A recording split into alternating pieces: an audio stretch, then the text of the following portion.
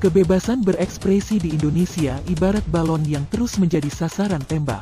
Kian hari kian terancam. Peluru terbaru datang dari rancangan peraturan pemerintah tentang penerimaan negara bukan pajak, RPP-PNBP, yang akan mengatur denda bagi platform media sosial yang memuat konten terlarang. Rencana Kementerian Keuangan bersama Kementerian Komunikasi dan Informatika itu menimbulkan banyak kekhawatiran, juga menjadi sorotan media asing.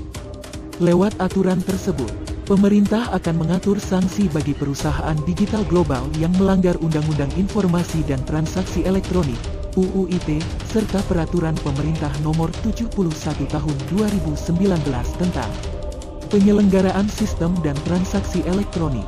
Perusahaan platform media sosial yang tidak menghapus konten yang dilarang dalam waktu 4 jam akan dikenai denda.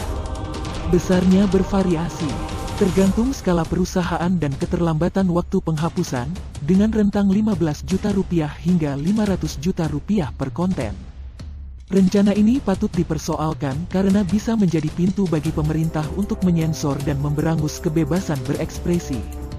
Selain mengatur pelarangan sederet konten yang bertentangan dengan undang-undang seperti terorisme, pornografi, perjudian, pencemaran nama, dan penipuan, aturan induknya memasukkan kategori meresahkan masyarakat dan mengganggu ketertiban umum. Masalahnya, tak ada definisi yang jelas untuk kategori tersebut. Peraturan Menteri Komunikasi dan Informatika Nomor 5 Tahun 2020 tentang penyelenggara sistem elektronik, PSE, lingkup privat, yang mengatur bentuk-bentuk pelanggaran, juga tak menjelaskan batasan konten yang meresahkan masyarakat dan mengganggu ketertiban umum itu. Aturan seperti ini multitafsir. Persis pasal karet tentang perbuatan tidak menyenangkan dalam Kitab Undang-Undang Hukum Pidana.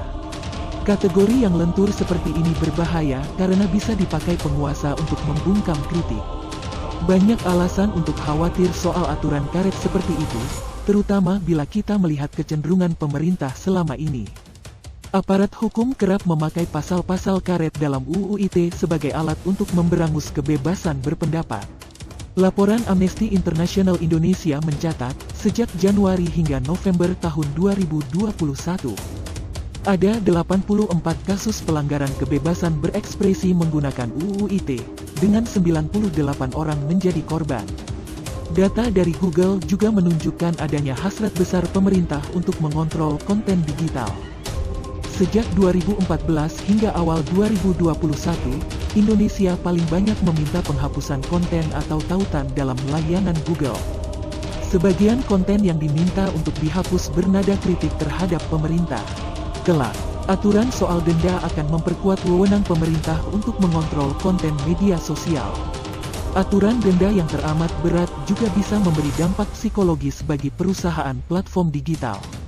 Mereka bisa menyensor secara berlebihan konten yang sebenarnya tak bermasalah karena takut dikenai denda besar. Akhirnya, lagi-lagi masyarakat yang akan kian kehilangan ruang buat berekspresi. Ketika kebebasan berekspresi terus digerogoti, bahaya besar menanti di depan mata. Masyarakat pada akhirnya tak lagi memiliki kebebasan dalam memperoleh informasi dan berekspresi. Masyarakat hanya akan dicekoki versi tunggal kebenaran, yakni yang diizinkan penguasa.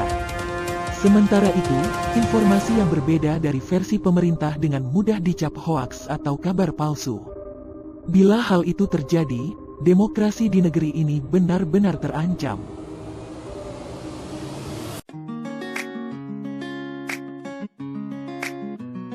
Demikianlah berita yang kami sampaikan. Jika Anda ingin update berita terbaru dari kami, silakan klik tombol subscribe atau langganan. Dan Anda boleh juga untuk men-share atau membagikan berita ini kepada teman-teman Anda yang lain. Terima kasih, sampai jumpa.